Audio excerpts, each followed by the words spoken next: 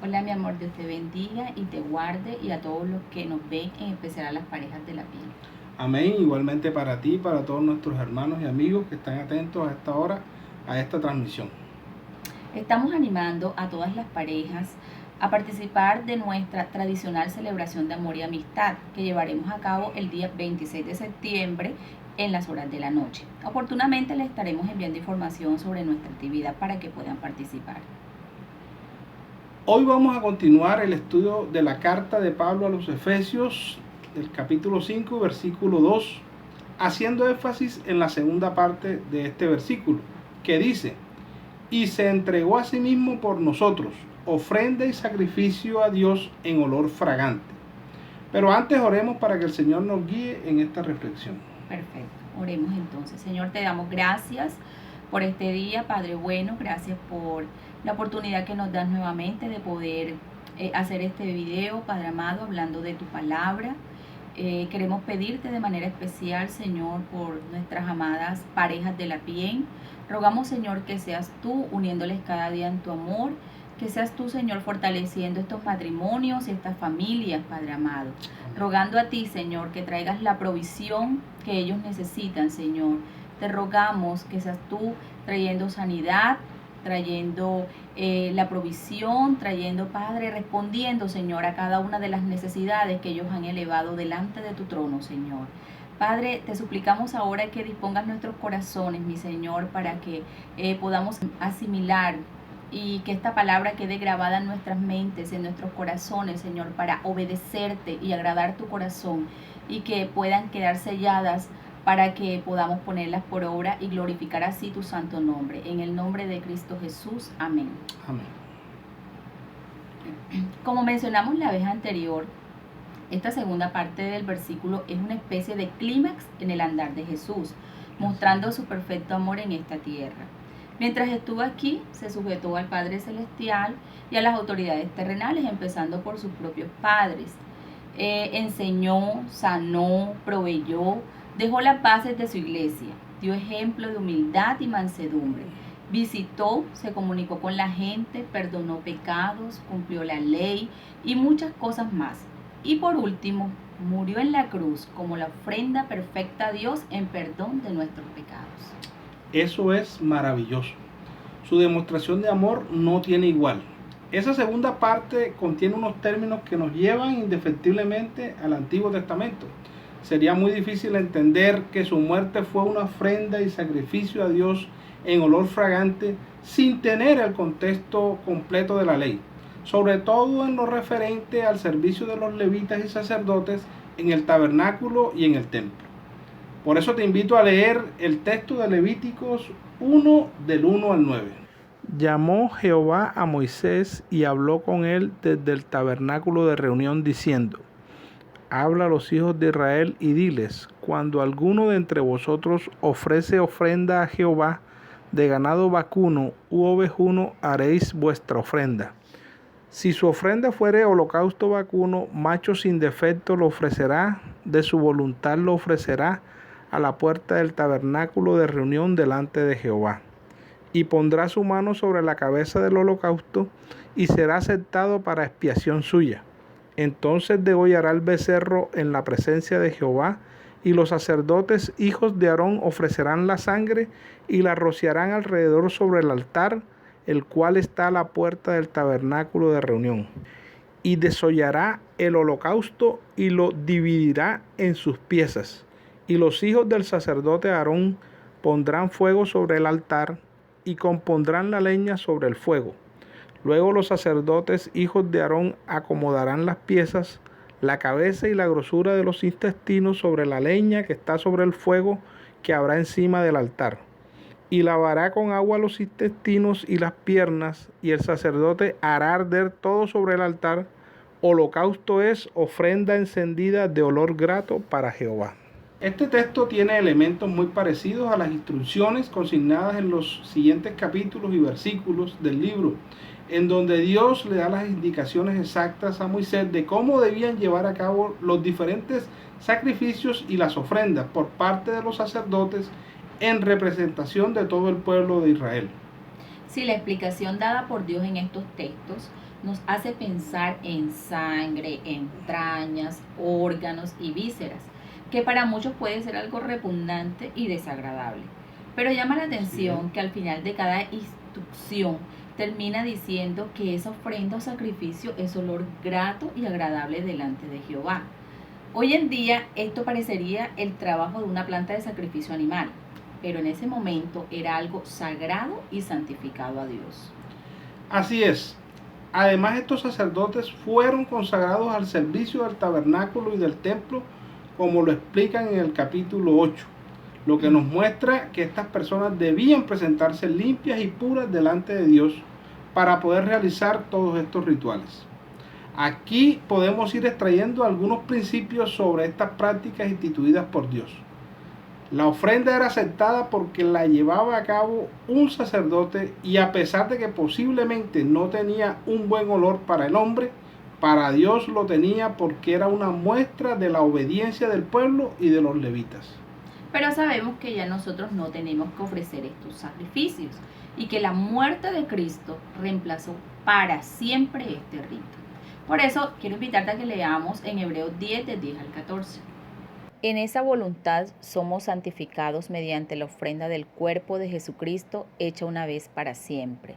Y ciertamente todo sacerdote está día tras día ministrando y ofreciendo muchas veces los mismos sacrificios que nunca pueden quitar los pecados. Pero Cristo, habiendo ofrecido una vez para siempre un solo sacrificio por los pecados, se ha sentado a la diestra de Dios. De ahí en adelante esperando hasta que sus enemigos sean puestos por estrado de sus pies, porque con una sola ofrenda hizo perfectos para siempre a los santificados. Así es, Dios mostró su amor a través del sacrificio de su Hijo Jesús en la cruz para darnos la salvación eterna y que nadie puede repetir un sacrificio como ese. Pero el texto de Efesios 5:2 nos pide que andemos en amor e incluye la parte de entregarse a sí mismo. ¿Cómo entender esto? El versículo 1 nos dice que debemos ser imitadores de Dios como hijos amados. Los hijos tienden a imitar a sus padres y quieren ser como ellos. Y si Dios nos ha hecho hijos, debemos seguir su ejemplo. En este sentido, debemos buscar la manera de imitar a Cristo en cuanto a su entrega por nosotros, buscar los aspectos en que podemos seguir su modelo. Y creo que debemos disponer nuestros corazones a obedecer como lo hacían los sacerdotes y el pueblo de Israel, sin pedir ninguna explicación. Es importante lo que dices porque sabemos que Dios nos dotó de voluntad y debemos entender que el mandato de amar está sujeto a nosotros, contrario a lo que muchos piensan, sobre todo los que no han conocido el verdadero amor. Frases como nadie manda en el corazón o el amor es un sentimiento que florece de manera espontánea, dicen mucho acerca del primer rasgo del fruto del Espíritu.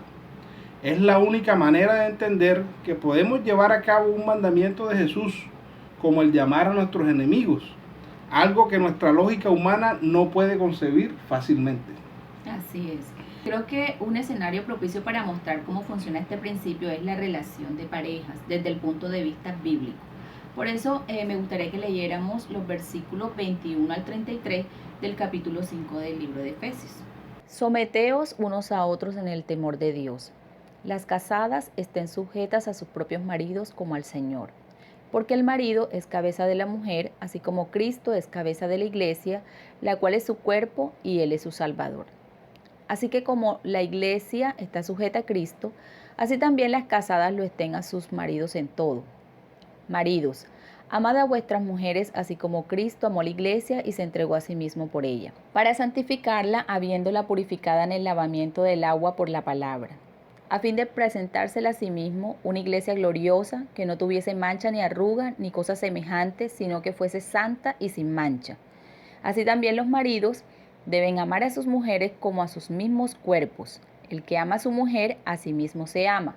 Porque nadie aborreció jamás a su propia carne, sino que la sustenta y la cuida, como también Cristo a la iglesia. Porque somos miembros de su cuerpo, de su carne y de sus huesos. Por esto dejará el hombre a su padre y a su madre, y se unirá a su mujer, y los dos serán una sola carne. Grande es este misterio, mas yo digo esto respecto de Cristo y de la iglesia. Por lo demás, cada uno de vosotros ame también a su mujer como a sí mismo, y la mujer respete a su marido. Este texto es uno de los más conocidos sobre la relación de esposos, por eso quisimos leerlo completo y también lo habíamos mencionado ya en la charla anterior. Sabemos además que hay muchas cosas que decir de él, pero vamos a hacer énfasis en lo que dice sobre entregar la vida, complementando con otros textos referentes a este. Debemos empezar por decir que el pasaje comienza con un mandato: someteos unos a otros en el temor de Dios. Esto nos indica que quienes tememos a Dios, quienes hemos permitido que Él sea quien conduzca nuestras vidas, que le reconocimos como Señor, estamos en el deber de someternos de alguna manera a nuestros hermanos y a las personas con quienes tenemos algún tipo de relación. Pablo empezó detallando cómo debe ser la sujeción en la pareja matrimonial, luego con los hijos y luego las relaciones de tipo laboral o de servicio, mostrando que todo empieza por casa. El apóstol nos dice a las esposas que debemos estar sujetas a nuestros maridos en todo, de la manera en que la iglesia está sujeta a Cristo. Debemos partir de que esto lo hacemos en obediencia al Señor, no con una actitud de resignación, sino con gozo en nuestros corazones por el diseño de Dios desde el principio. Nosotras reconocemos al varón como nuestra cabeza. Él es nuestro líder y nosotras su ayuda idónea. Y si ellos no toman la iniciativa, debemos animarlos para que lo hagan y cumplan con la voluntad divina. Si practicamos correctamente el principio, renunciaremos muchas veces a lo que nosotros queremos o pensamos, lo que no quiere decir que nuestra opinión no sea tenida en cuenta. Nosotras podemos expresar a nuestros esposos lo que nosotros pensamos de una u otra situación que se presente. Solo que tenemos que tener en cuenta hacerlo con sabiduría, en el momento oportuno, en el tono oportuno y siempre teniendo en nuestra la convicción de que el principio bíblico es que Él es la cabeza y Él es quien termina tomando la decisión final. Pero nuestras opiniones no van a ser anuladas, sino que debemos de hacerlo de una manera sabia. Cristo dotó a la iglesia de dones y talentos para hacer ayuda en su trabajo de salvar a los perdidos. Cristo nos puso como administradoras del hogar. Recuerden lo que dice Proverbios 14:1. La mujer sabia edifica su casa, mas la necia con sus manos la destruye. Si necesitamos sabiduría para cumplir con esto, pidámosla con fe al Señor, que Él nos las va a dar. Ahora, no quiere decir con esto que el esposo no puede ayudar con las cosas de la casa. Ustedes también deben ser sabios para manejar su papel y deben prepararse en la palabra para que nosotras podamos acudir a ustedes en busca de dirección y cumplir lo que dice Pablo en 1 Corintios 14:35. Y si quieren aprender algo, pregunten en casa a sus maridos, porque es indecoroso que una mujer hable en la congregación. Debemos entender que Pablo se refiere a los roles y en ningún momento expresa que nuestras esposas sean menos que nosotros. De igual manera nos dice a los esposos que las amemos como Cristo amó a la iglesia y se entregó a sí mismo por ella. Esto indica que como esposos debemos estar dispuestos a entregar nuestras vidas por ellas. Deben ser lo más importante para nosotros. Y el pasaje nos indica que tenemos deberes que nos exigen esfuerzos en este sentido. Debemos velar por su santificación. Somos los sacerdotes de la relación y de la familia. Debemos sustentarlas, ser sus proveedores. Debemos cuidar de ellas en todos los sentidos y darles el honor que se merecen como a vaso más frágil, recordando que ellas son coherederas de la gracia de la vida, como nos dice el apóstol Pedro. Por lo que, señores, los invito a tener mucho cuidado de cómo tratamos a una hija de Dios. Dice el mismo apóstol Pablo en 1 Corintios 7, del 32 al 33. Quisiera pues que estuvieseis sin congoja. El soltero tiene cuidado de las cosas del Señor, de cómo agradar al Señor. Pero el casado tiene cuidado de las cosas del mundo, de cómo agradar a su mujer. Qué grande compromiso tenemos y debemos cumplirlo gozosos, incluso cuando se nos venga a la cabeza frases como esta: a las mujeres no hay quien las entienda. Pero también ese mismo pasaje en el versículo 34 dice: hay asimismo diferencia entre la casada y la doncella. La doncella tiene cuidado de las cosas del Señor para ser santa así en cuerpo como en espíritu. Pero la casada tiene cuidado de las cosas del mundo, de cómo agradar a su marido. Las esposas tenemos el mismo deber de agradar a nuestros maridos. Y en ambos casos no tiene que ver con patrocinarles todo, incluso cosas que van en contra de la escritura, para quedar bien con el otro. Así es. Hay un texto que quiero que leamos para mirar en otro aspecto importante en el que entregamos nuestra vida al otro y está en 1 Corintios 7 del 1 al 5. En cuanto a las cosas de que me escribisteis, bueno le sería al hombre no tocar mujer. Pero a causa de las fornicaciones, cada uno tenga su propia mujer y cada una tenga su propio marido. El marido cumpla con la mujer el deber conyugal y asimismo la mujer con el marido. La mujer no tiene potestad sobre su propio cuerpo, sino el marido, ni tampoco tiene el marido potestad sobre su cuerpo, sino la mujer. No os neguéis el uno al otro, a no ser por algún tiempo de mutuo consentimiento, para ocuparos sosegadamente en la oración y volved a juntaros en uno, para que no os tiente Satanás a causa de vuestra incontinencia.